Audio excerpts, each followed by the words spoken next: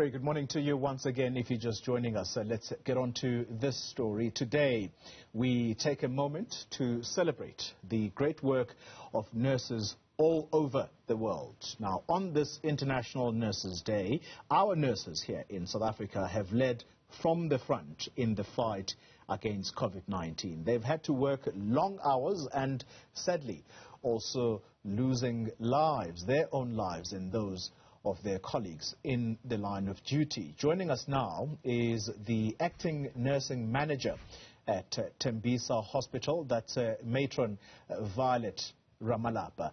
Ramalapa, thank you very much for your time. Firstly, let me just get from you, have you lost any colleagues at Tembisa Hospital since the outbreak of this pandemic last year?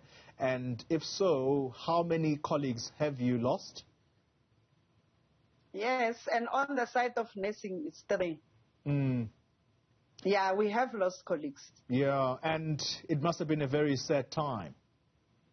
It was. It's very sad to lose a colleague, especially in their line of duty. Yeah. It was sad. It was, yeah. So most of the nurses cried when we lost our colleagues. And right now, how would you describe the situation at Tembisa Hospital? Are you coping with the numbers of people who are coming in? It does not have to be COVID-19 patients, just in general. At the moment, from the nursing side, we cannot say we are coping with the numbers. But I think that the Department of Health is assisting on when they introduce the issue of overtime. Because the influx of patients, the overcrowding, and most of the time you find that even the spaces are small. But what happened was, with the policies that came, where we were to perform overtime, though you are recycling the same nurses, but at least when you have a number of nurses compared to the number of patients, it becomes better. Yeah. But when we go to the third wave, the number is starting to increase because we saw a decrease in number. But now it's now starting to go up. So as hospitals, we are starting to prepare now for the third wave.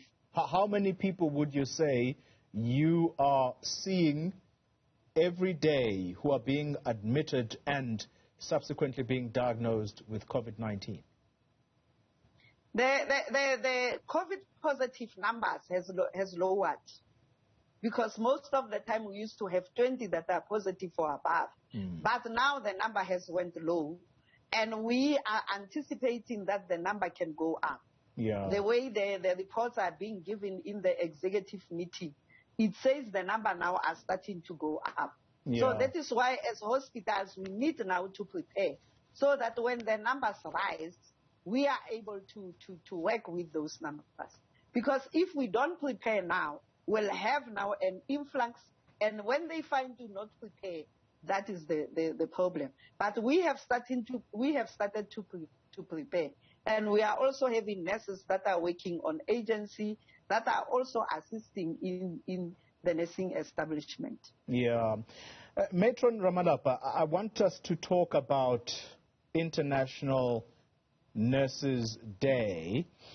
And I want us to look at the statement that was made by the person in whose honor this day is being observed. That's Florence Nightingale. Florence Nightingale. Indeed. Yes. And she apparently said at some point, many, many years ago, that cleanliness of the wards, the food that you give to your patients, the quality of the air that your patients breathe can contribute greatly to that patient leaving hospital, recovering and leaving hospital. Or if these things that I've listed are not observed, oftentimes the patient does not make it out of the hospital. How would you say you are doing as a hospital on just these 3 things I've mentioned? As a hospital, we cannot say we are where we are at 100%. We also have where you find that there are issues in or along those that you have mentioned. But it goes with how committed are you? Or do you want to reach your objectives? Because you may have things that are not going well. But if we continue to sit in meetings and we have management that is supportive, because most of the time it's not only the hospital that will lead to saying you don't have food that is to standard. I think there are contributory factors. But it's the way how management will look at those issues and how we deal with those issues, because those issues are very important in patient care. And when you talk of effective and efficient patient care, you should talk of hospitality. Because when a patient enters in the unit, the first thing that we see is the hospitality that that hospital is giving. But with the commitment of management to look at those issues, to continually check yourself, because Florence Nightingale was saying you should continuously, as an institution, monitor yourself on how you are performing. Because if you don't monitor yourself, you will not see where you are going. But I think as Tembisa Hospital, we have this issue of saying we should continue to monitor ourselves. And that is what our principals are looking for from us. So we should continue to do that. Would you say, Matron Ramalapa, that you yourself, the nurses that work under you at the Tembisa Hospital, you emulate the example of Florence Nightingale, or would you say the standards have dropped dramatically? You know, I cannot say the standards have dropped dramatically, because when you talk of standards, you talk of collective issues. But when you recruit... Oh, Nurse Ramalapa, I think she has frozen. Oh, the period of COVID-19. All right, I'm told she's back. Nurse Ramalapa, I think you are back with us. You broke off just a moment ago. Just start your sentence again on the issue of whether or not nurses today are living up to the example of Florence Nightingale. We cannot say we are 100% there, but look at the roles of nurses today. The role has changed. You know, if you can look at the role of a nurse who was to sit in a ward and do patient care, and the role that we are having today, because of the disease profile, it has changed. We cannot say that the standards have dropped because we are nurses.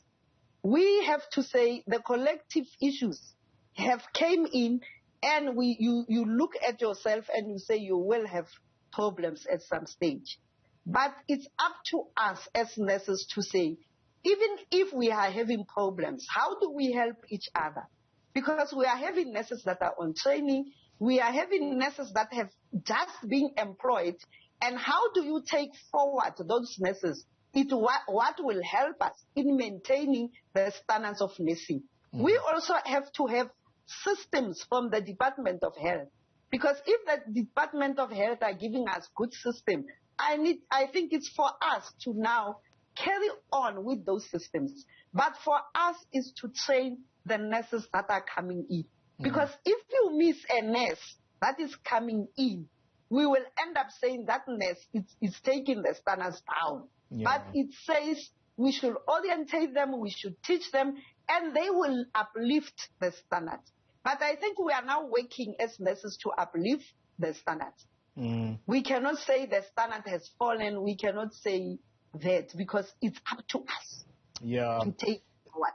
There is, of course, Matron Ramalapa, the very unfortunate incident that took place at your hospital in June last year. Shonisane Letole, a patient admitted there who subsequently was diagnosed with COVID-19, was not fed for 57 hours and 30 minutes. This was the finding of the health ombud, and subsequently he died. That was a terrible experience, was it not? It was an experience, but I think the people that are relevant to talk about that issue is our principals, because I think it's been taken care of. I know, but I'm raising it. I guess I'm raising it in the context. I'm raising it in the context of the caring attitudes, and again in line with the example of Florence Nightingale, to say the standards surely are not the same. The people, the nurses today, at least at your hospital, on this specific case, they did not live up to the example of Florence Nightingale. That is why I'm saying there are lessons learned. If there is an incident, it was not a nice incident. It has affected nurses and the health workers, but it's how we rose above that that will help the community. So talk to us about that. Talk to us about how you rose above this incident and what lessons you learned out of this unfortunate incident. You know, there are a lot of lessons that have been learned, but I think I'm not in a platform of maybe discussing those lessons, because there are plans that have been done by the Department of Health. There are plans that are being done by the Tembisa Hospital that are being monitored even by the CEO of the hospital.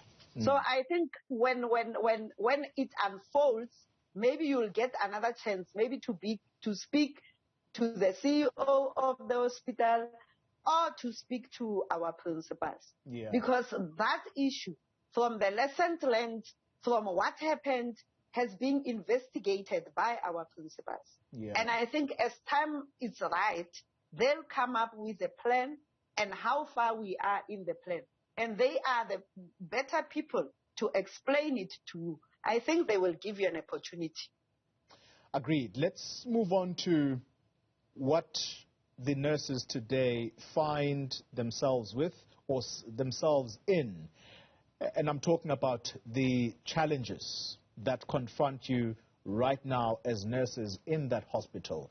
There is the issue of low wages, exhaustion, the lack of PPE that unions like DINOSA are still complaining about. Is that your experience in Tembisa Hospital right now? And what would your message be to the health minister, for example? You know, with the issue of PPE in Tembisa, I am part of the OHS. We have never had severe shortages. It's just that sometimes we work from hand to mouth, but we have never had a complaint where we are running totally short of PPE. You may be short of a certain size, but if I'm small, I can still use a bigger size. So if we are having a shortage, you need to report as soon as there is that shortage. And because there is a weekly monitoring where you have even to present to the principal of the hospitals, we need to have PPE. But the issue of where we are saying, as nurses, we have not yet met the nurse-patient ratio. That is why I said we are using overtime. Our roles have changed because we used to be in the wards and work in the wards. Now we have to go and screen patients, which means the same number need to be divided. Yeah. So that is why I'm saying, even if we are using overtime, you are recycling the same nurses. And when there are times where the nurses will be exhausted, but it's the passion that is making the nurses to move forward. Because sometimes when you take rounds, you can see that the nurses are now tired, and they will even talk to you about that. But it's the encouragement of management that makes the nurses to go forward. Yeah. So there are issues that are coming. We know that we have met the ratio, but the moving.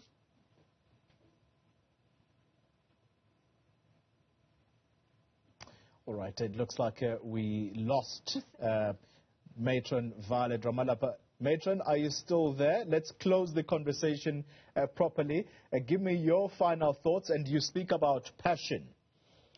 Some people will say, you know, as nurses today, we don't think that we are adequately compensated. I'm talking about salaries. I'm not going to say to you well paid, because being well paid may mean something completely different. Just the pay that makes you feel that it is worth the amount of passion that you give out to your patients. Do you feel that at least that's where you are as the nurses in our country? As nurses, we don't feel that is where we have to be.